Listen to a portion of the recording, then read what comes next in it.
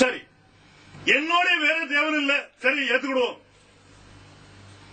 Bible சொல்லு பாருங்க, ஏசாயா 43:10. நானே அவரென்று நீங்கள் உணர்ந்து, நானே அவரென்று நீங்கள் உணர்ந்து, என்னை அறிந்து விசுவாசிக்கும்படிக்கு நீங்களும் நான் தெரிந்து கொண்ட என் தாசனும் எனக்கு சாட்சிகளாய் இருக்கிறீர்கள் என்று கர்த்தர் சொல்லுகிறார். எனக்கு முன் ஏற்பட்ட தேவன் இல்லை. நல்ல கவனிங்க, எனக்கு முன் ஏற்பட்ட தேவன் இல்லை, எனக்கு பின் இருப்பதும் இல்லை. எனக்கு பின் இருப்பதும் இல்லை. முதல்ல சொன்னார் என்னோட ஒரு தேவன் இல்லப்பா, நான் தனியா தான் இருக்கேன். இப்ப சொல்றார் எனக்கு முன் ஏற்பட்ட தேவனும் இல்லை, எனக்கு பின் இருப்பதும் இல்லை. அப்போ நம்முடைய தேவனுக்கு முன்னாலேயும் பின்னாலேயும் இன்னொரு தேவன் வர முடியாது. அவர் கூட சேர்ந்து, அவர் கூட யாருமே இல்லை. இவர் அனாதி தேவன், நம்முடைய தேவன் அனாதி தேவன். நம்முடைய தேவனை பற்றி சரியா புரிஞ்சுடுங்க. ஆகினால்தான் சொன்னார் என்னுடைய மகிமையை நான் யாருக்கும் கொடுக்க மாட்டேன். நம்முடைய தேவனுடைய மகிமையை நீங்க யாருக்கும் கொடுக்க முடியாது. பாருங்க, பைபிள் அப்படி சொல்லுது. என்னோட வேற தேவன் இல்லை என்பதை இப்பொழுது பாருங்கள். எனக்கு முன் ஏற்பட்ட தேவன் இல்லை, எனக்கு பின் இருப்பதும் இல்லை. எவ்வளவு தெளிவா பேசுறாரு பாருங்க. நீங்களும் அதை எடுக்கும் போது கட் அண்ட் ரைட்டா எடுத்துக்கணும். என்னுடைய தேவன் கூட யாரும் தேவன் இல்ல, அவருக்கு முன்னாலேயும் தேவன் இல்ல, பின்னாலே இல்ல. சரி, ஒருவேளை அவருக்கு சமத்துவ தேவர்கள் உண்டா?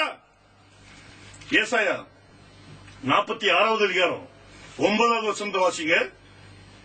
முந்தி பூர்வ காலத்தில் நடந்தவைகளை நினையுங்கள். முந்தி பூர்வ காலத்தில் நடந்தவைகளை நினையுங்கள். நானே தேவன், நானே தேவன், வேறொருவரும் இல்லை, வேறொருவரும் இல்லை. நானே தேவன், நானே தேவன், எனக்கு சமானம் இல்லை. ஒருத்தரை நீங்க சமமா கொண்டு வர முடியாது. எனக்கு சமமா ஒரு தேவன் இல்லப்பா. இப்ப யோசித்து பாருங்க, நம்முடைய தேவன் எப்படிப்பட்ட தேவன் அப்படி சொல்லி. இன்னைக்கு அவரோட ஒப்பிட்டு தேவர்களை உண்டாக்குறாங்க. இது இவங்களுடைய ஞானம். இவருக்கு ஈக்குவல், இவருக்கு ஈக்குவலா? இது எங்க இருந்து இந்த ஈக்குவலிட்டி வந்துச்சுங்கிறது தெரியல. பாருங்க, பைபிள் அப்படி சொல்லுது. அப்போ இந்த சமத்துவ தேவனுடைய உபதேசம் இங்க கிடையாது. இந்த தேவனோட வேற தேவர்கள் இருக்கிறாங்கன்னு சொன்னாலும் அந்த உபதேசமும் இங்க இல்ல. அப்போ நம்முடைய தேவன் அனாதி தேவன். உங்ககிட்ட மற்றவங்கிட்ட கேட்கறத விட அவர்கிட்ட கேட்டு பார்ப்போம். ஆண்டவரே, உனக்கு வேற யாராவது தேவர்கள் தெரியுமா? உனக்கு தெரிஞ்ச உனக்கு பிடித்தமான கடவுள் யாராவது உண்டா? அதை கொஞ்சம் சொல்லித்தர சொல்லி கேளுங்க பார்க்கலாம். ஏசாயா 44வது அதிகாரம் 8வது வசனத்தை கேட்டு பாருங்க. நீங்கள் கலங்காமலும் பயப்படாமலும் இருங்கள். நீங்கள் கலங்காமலும் பயப்படாமலும் இருங்கள். அக்காலம் முதற்கொண்டு நான் அதை உனக்கு விளங்க பண்ணினதும், அக்காலம் முதற்கொண்டு நான் அதை உனக்கு விளங்க பண்ணதும், முன்னறிவித்ததும் இல்லையோ. இதற்கு நீங்களே என் சாட்சிகள். இதுக்கு நீங்க தான் என் சாட்சிகள். என்னை தவிர தேவன் உண்டோ? நல்ல கவனிங்க, என்னை தவிர வேற தேவன் உண்டோ? வேறொரு கண்மலையும் இல்லையே. வேறொரு கண்மலையும் இல்லையே. ஒருவனையும் அறியேன். ஒருவனையும் நான் அறியேன். அவர்கிட்ட தான் கேட்டேன், வேற யாராவது கடவுள் தான் சொல்லும் அப்படின்னு சொல்லி. அவர் சொல்றாரு எனக்கு தெரியாது அப்படிங்க. பாத்தீங்களா, பைபிள் வேறொரு தேவனை என்னுடைய தேவன் அறியல. இருந்தா தானே அறிவாரு, அவர் தான் இல்லங்கிற பிறகு என்ன. ஆனா இன்னைக்கு அநேகருக்கு தெரியும், அவங்களுக்கு தெரியும். நிறைய பேருக்கு எனக்கு தெரியும் அப்படின்னு சொல்லி படம் போட்டுருக்காங்க. இங்க ஒரு கடவுள் இருக்காரு, இங்க ஒருத்தர் இருக்காரு, இங்க ஒருத்தர் இருக்காரு. இங்க தேவன் கேட்டா அவர் சொல்றாரு எனக்கு தெரியாதுப்பா. அவரு தெரியாதுன்னா எனக்கும் தெரியாது, அவ்வளவுதான் முடிஞ்சு. அதனால்தான் பாருங்க, பவுல் ஒரு சுவிசேஷத்தை பிரசங்கம் பண்ண பாருங்க. 1 கொரிந்தியர் 2வது அதிகாரம் 2வது வசனத்தை வாசித்து பாருங்க. இயேசு கிறிஸ்துவை சிலுவையில் அறையப்பட்ட அவரே என்று பாருங்க. இயேசு கிறிஸ்துவை சிலுவையில் அறையப்பட்ட அவரே அன்றி வேறொன்றையும் உங்களுக்குள்ளே அறியாதிருக்க. வேற ஒன்றையும் உங்களுக்குள்ள நீங்க அறியாம இருக்கணும்ப்பா. அதுதான் என்னுடைய தீர்மானம். சுவிசேஷம் அறிவிக்கிறான் பாருங்க. இயேசு கிறிஸ்துவை சிலுவையில் அறையப்பட்ட அவரே அன்றி வேற ஒரு காரியத்தையும் நீ அறிய வேண்டிய அவசியம் இல்ல. அதுதான் சுவிசேஷம். எப்படிப்பா நான் கண்டுபிடிக்கிறது? சிலுவையை பார்த்துக்கிட்டே இருக்கு, உனக்கு தெரியும். இந்த சிலுவையில் அறையப்பட்டவர் யார் அப்படி சொல்லி ஒரு கேள்வியை எழுப்பி பாரு. வேதத்திலிருந்து உனக்கு பதில் வந்துகிட்டே இருக்கும். பாருங்க, பைபிள் அப்படி சொல்லுது. 8வது வசனத்தை வாசி பாருங்க. அதை இப்பிரபஞ்சத்து பிரபுக்களில் ஒருவனும் அறியவில்லை. இந்த பிரபஞ்சத்துடைய பிரபுகளில் ஒருவனும் அறியவில்லை. அறிந்தார்களானால் மகிமையின் கர்த்தரை. யாராம் அவரு? மகிமையின் கர்த்தர், glorified Lord, the Lord of glory. மகிமையின் கர்த்தரை அவர்கள் சிலுவையில் அறைய மாட்டார்களே. அவர்கள் சிலுவையில் அறைய மாட்டார்களே. பாத்தீங்களா? அதனால்தான் அவன் சொன்னான், அந்த சிலுவையில் அறையப்பட்ட அவரை மட்டும் பார்ப்பா, உனக்கு எல்லா காரியங்களும் வேதத்திலிருந்து வெளியே வரும். அத ஒன்ன பார்த்து நீ யோசிச்சுட்டே இரு. உன்னுடைய வாழ்க்கையுடைய ஆரம்பம் அங்கதான். உன்னுடைய ஆவிக்குரிய வாழ்க்கை அங்கதான் ஆரம்பமாகுப்பா. சிலுவையில் அறையப்பட்டவர் யார்? அவர்தான் அந்த மகிமையின் கர்த்தர். அதை அறிஞ்சிருந்தாங்களே, ஆனா யூத ஜனங்கள் அவரை சிலுவையில் அறைய மாட்டாங்க. பாத்தீங்களா, பைபிள் சொல்லுது, வேறொருவரை நான் அறியேன், இன்னொரு தேவனை நம்முடைய தேவன் அறியல. அப்ப பழைய ஏற்பாட்டில் நம்ம பார்க்கும்போது இந்த இஸ்ரவேலின் தேவன் ஒருவர் தான் தேவன், இவரை தவிர இன்னொரு தேவன் இல்லை. இவர்தான் சகல காரியங்களையும் செய்கிற தேவன். இந்த தேவன் தான் அக்னி ஸ்தம்பத்தில் வெளிப்பட்ட தேவன்.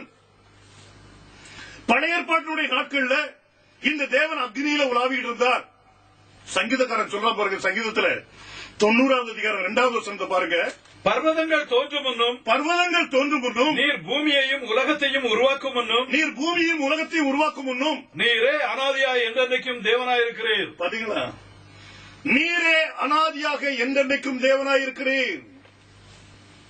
பழைய ஏற்பாடு சொல்லுது, பர்வதம்லாம் தோன்றலப்பா, பூமி உருவாகல, ஆனா நீர் அனாதி காலமா தேவனாயிருக்கிறீர்.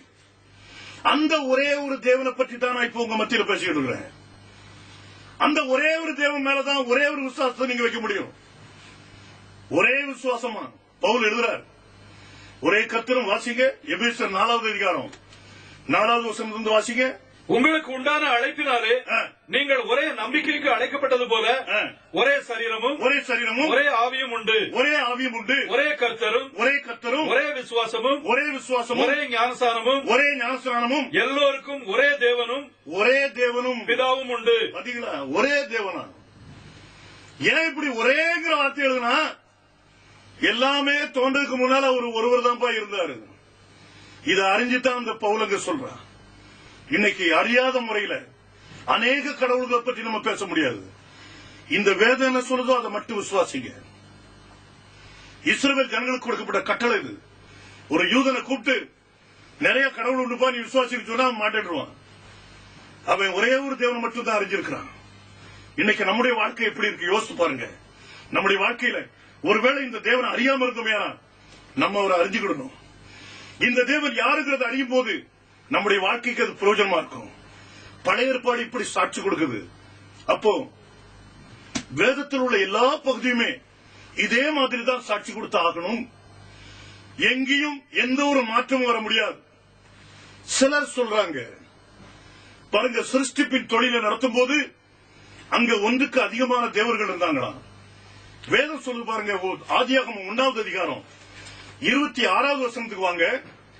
பின்பு தேவன் நமது சாயலாகவும் நமது ரூபத்தின்படியையும் மனுஷனை உண்டாக்குவோமாக. அவர்கள் சமுத்திரத்தின் மச்சங்களையும் ஆகாயத்து பறவைகளையும் மிருக ஜீவன்களையும் பூமி அனைத்தையும் பூமியின் மேல் ஊறும் சகல பிராணிகளையும் ஆளக்கடவர்கள் என்றார். தேவன் தம்முடைய சாயலாக மனுஷனை சிருஷ்டித்தார். அவனை தேவ சாயலாகவே சிருஷ்டித்தார். ஆணும் பெண்ணுமாக அவர்களை சிருஷ்டித்தார்.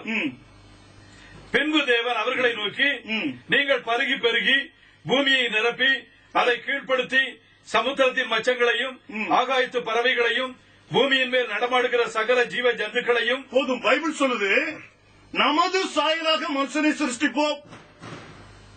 நானும் விசுவாசிக்கிறேன். நமது அப்படின்னா ஒன்றுக்கு மேற்பட்டதுதான். ஏன் இந்த நமதுங்கிறத ஆண்டவர் சொல்லணும்? ஒன்றுக்கு மேற்பட்ட ஒரு காரியத்தை குறிக்கிறாரே. அநேகர் நினைக்கலாம் ஒன்றுக்கு மேற்பட்ட காரியத்தை குறிச்சதுனால அங்க 3 பேர் இருக்கிறாங்கன்னு நினைச்சிருவாங்க. இங்க 3 பேர் எழுதல. இந்த வேதத்தை அப்படியே விசுவாசிங்க. நானும் விசுவாசிக்கிறேன் ஒன்றுக்கு மேற்பட்டவர்கள் அங்க உண்டுன்னு சொல்லி. ஆனா இந்த ஒன்றுக்கு மேற்பட்டவர்கள் யாரா இருக்கணும்? ஏன் இந்த வார்த்தை அவர் சொன்னார் பாருங்க. யோபு 38வது அதிகாரம் வாசிங்க, 4வது வசனத்திலிருந்து வாசிக்க பார்க்கலாம். நான் பூமியை அஸ்திவாரப்படுத்துகிற போது நீ எங்கே இருந்தாய்? நீ அறிவாளியானால் அதை அறிவி. அதற்கு அளவு குறித்தவர் யார்? அதன் மேல் நூல் போட்டவர் யார்? இதை நீ அறிந்திருந்தால் சொல்லு. அதன் ஆதாரங்கள் எதின் மேல் போடப்பட்டது? அதன் கோடிக்கல்லை வைத்தவர் யார்? அப்பொழுது விடியற்காலத்து நட்சத்திரங்கள் ஏகமாய் பாடி தேவபுத்திரர் எல்லாரும் கம்பீரித்தார்களே. புத்திரர்கள் எல்லாரும் கம்பீரித்தார்களே. பாத்தீங்களா, தேவன் யோபோட பேசும்போது இந்த காரியத்தை கேட்கிறார். உனக்கு ஞானம் அதிகம் இருக்குல்லப்பா, கொஞ்சம் சொல்லு பார்க்கலாம். நான் கேட்கிற கேள்விகளுக்கு நான் பூமிக்கு அஸ்திவாரம் போடும்போது எங்க இருந்தா?